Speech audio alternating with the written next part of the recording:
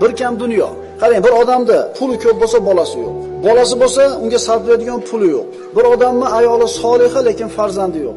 Yana bir odamda qarasangiz farzandlari serob, lekin bular noqobil. Demak, nuqson, kamchilik bu dunyoda bo'ladi.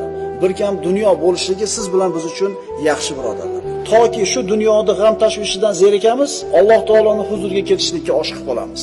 Alloh taolo hadis qudusida aytadi: "Azizligim va ulug'ligimga qasamki, mo'min bandamning jonini olarkanman, men unga rahim qilishni xohlayman.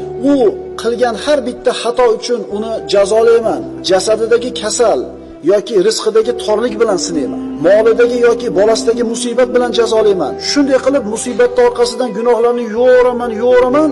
Agar undan gunohdan biror narsa yana qolgan bo'lsa, o'lim sakarotini qattiq qilaman. Oxirida shu bilan yuvib tashlayman", deyapti Alloh taolo. Shunda u menga xuddi onasi uni tuqqan kunidagi holidek ro'baro bo'ladi.